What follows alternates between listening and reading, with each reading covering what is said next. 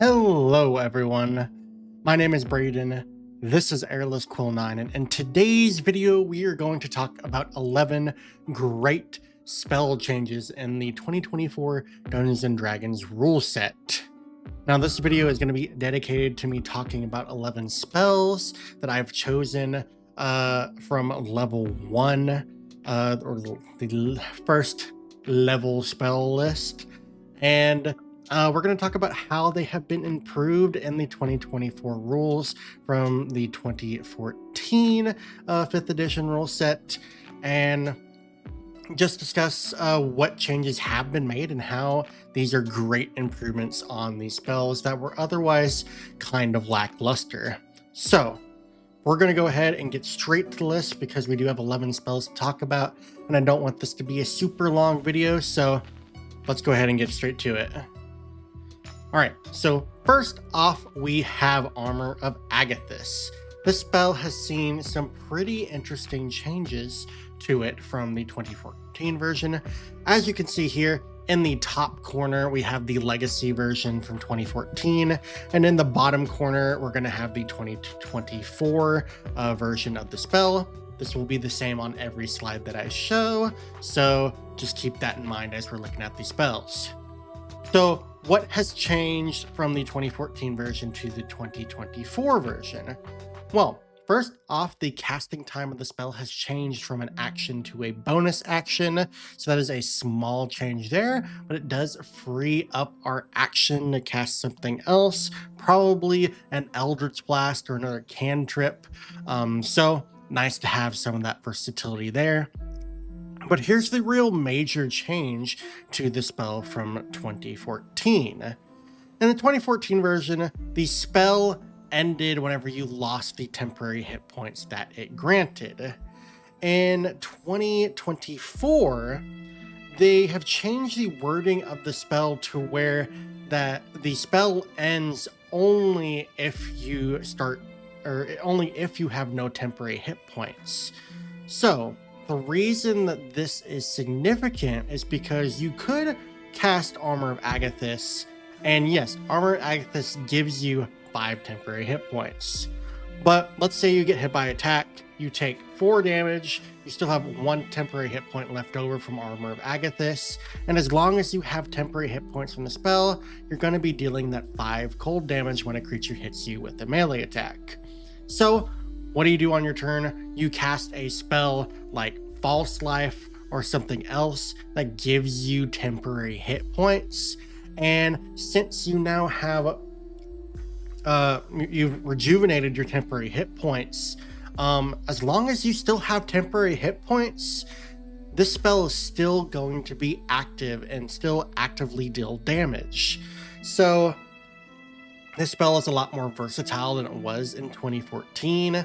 Not only is it a lot easier to cast since it only spends a bonus action, but now you can make sure that the spell lasts a much more decent time than it used to before, and you can make sure that this really becomes the bread and butter of your protective defenses and make you kind of a tank and constantly dealing it damage back and forth whenever you take damage yourself. So those are the main changes to Armor of Agathis, and I think that is why this spell for sure is a major improvement upon the 2014 version. So now we're going to move on to the second spell. This is Chromatic Orb. This spell has been changed in a very subtle way, but a very effective way. So first off, this kind of works in the exact same way. You make an attack roll, you choose the damage type, and if the attack hits, it deals 3d8 damage of the chosen type. They have added in a second paragraph into the 2024 version of the spell. So if you roll the same number on 2 or more of the d8 that you roll for the damage of the spell, the orb then leaps to a different target of your choice within 30 feet of the original target. You make an attack roll against the new target and make a new damage roll, and the orb can't leap again unless you cast the spell with a level 2+ spell slot. So this is where upcasting this spell comes in handy. Not only does it increase the number of d8s that you roll for damage when you upcast this spell, but it also allows the orb to leap a number of times equal to the level that you cast the spell at. So, since you'll be rolling more d8s, this increases the probability of chromatic orb leaping to another target, since you are more likely to roll the same number on 2 or more d8s, and it pretty much makes the damage potential of the spell a lot more versatile, and it makes it pretty interesting considering this spell can leap to multiple targets, and it's only a first level spell starting off. So there's just a lot going on with this new version of Chromatic Orb that makes it pretty unique and really cool, especially if you're able to get that mechanic off. So I think this is a really cool spell. I like the change that they made to it, and this is definitely an improvement upon the old Chromatic Orb in that way. Next up, we're going to talk about the third spell. This is Color Spray. In 2014, Color Spray had you roll 6d10. The number that you roll determined the total amount of hit points you could affect on creatures within the area of effect of the spell. And if you were able to meet the remaining hit points of that creature, it became blinded. This was clunky, and then if you upcasted it, you could add an additional 2d10 onto the amount of hit points you could affect, and I just never saw this spell in use in my games. Now they've completely changed how this spell works. You create a 15-foot cone originating from yourself, and each creature in the cone must succeed on a Constitution saving throw, or they have the blinded condition until the end of your next turn. That is a lot easier. It functions pretty much the exact same way, lasts for the exact same duration. It's just a lot simpler and easier to use. They did also technically change the spell component slightly, or they reworded it a little bit. It's now just a pinch of colorful sand instead of a pinch of powder or sand that is colored red, yellow, or blue. So that's a small change there, but really it's the mechanical change here that is significant, and this is just a much more this is just a much better spell now than it was previously. So I think this is a great first level spell now, and this is going to be effective at all levels of play, because this just now is just a simple con save or become blinded until the end of your next turn. So yeah, definite improvement on this particular spell. Next up, we're going to talk about Cure Wounds. So this is our fourth spell that we're going to talk about. So Cure Wounds, really, the major change here is that the healing has increased by an additional die. So in 2014, it was 1d8 plus your spell casting ability modifier. And in 2024, it's now 2d8 plus your spellcasting ability modifier. And not only that, when you upcast it now in 2024, the healing increases by 2d8 per spell slot instead of in 2014, where it only increased by 1d8 per spell slot. So Cure Wounds, a lot more effective than it was previously. This makes this spell just a lot more useful and definitely makes it worth spending an action to cast now, considering the effectiveness of it has increased. So pretty great here. Great improvement to a first level spell, and now we have a really good option for healing. Number 5, we're going to talk about Divine Favor. So there is really only one major change to this, and that is that the 2024 version of the spell no longer requires concentration. It lasts for the full 1 minute duration, and that's it. That's all you really need to change on the spell. Other than that, it just makes all of your weapon attacks deal an additional 1d4 radiant damage. This is the new bread and butter for the paladin, just because this is consistent damage, bonus action to cast, lasts for a full minute, and you're just dealing additional 1d4 radiant damage on all your attack rolls. So love this change. Very good improvement here, and so happy they removed that concentration, because that just makes this spell one that I am definitely going to cast whenever I play a paladin. All right, number 6, we have False Life. Very small change here. The change that they've done is they've increased the temporary hit points that you gain from 1d8 plus 4 to 2d4 plus 4. So very small change there. It still increases by 5 temporary hit points whenever you upcast it for each level that you upcast it. So that didn't change here. They've just increased the initial amount of hit points. This is especially potent because warlocks, they have an invocation that allows them to cast False Life at will, and it maxes the temporary hit points gained. So pretty great spell here now, and this is something that you might actually want to cast now, since it's a little bit more. And like I said, this pairs very well with Armor of Agathis now, so pretty great that this is available here. Healing Word, this is the 7th spell that we're going to talk about today. Very much like Cure Wounds, they have increased the healing for the spell. Used to be 1d4 plus the spellcasting ability modifier. This has now been increased to 2d4 plus the spellcasting ability modifier, and it increases by 2d4 for each spell slot level above 1. I forgot to mention this for Cure Wounds, but as with Cure Wounds, and as is reflected in Healing Word now, the spell can affect undead and constructs now, where it previously cannot.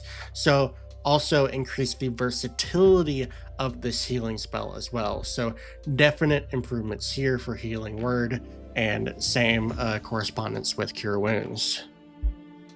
All right, number 8, this is Jump. So there are some pretty good changes here. First off, the casting time is now a bonus action instead of an action, and the actual mechanical, or the mechanics of this spell are completely different as well. In the 2014 version, it just tripled the distance that you could jump until the spell ended, which was for a full minute. In 2024, once on each of your turns until the spell ends, which it does still last for a minute, you can sacrifice 10 feet of your movement to jump up to 30 feet. So this is pretty great, especially since it is a bonus action. Frees up the entirety of your action. You can spend 10 feet of movement on your turn to jump up to 30 feet. This has the potential of getting you into melee range when you wouldn't have been able to do so otherwise. This is also pretty potent because it could get you away from a pretty bad situation. You could dodge as an action and then cast Jump as a bonus action and leap out of harm's way. So yeah, some pretty interesting options with the spell. Definitely a lot more versatile now than it was, and mechanically functions a lot better as well. So happy with that improvement there. All right, number 9, we're going to talk about Ray of Sickness. So in 2014, the spell was overtly complicated. You made a ranged spell attack. On a hit, it dealt 2d8 poison damage, and then the target had to make a Constitution saving throw, and then if they failed that save, they had the poison condition till the end of your next turn. They have changed this in 2024, thankfully. Now, you make a ranged attack roll. If it hits the target, they take 2d8 poison damage, and they have the poison condition until the end of their next turn. Took out the saving throw, just a lot easier to use, functions better, and this is just a first level spell that automatically applies to poison condition on a hit as well as deals damage, so pretty good.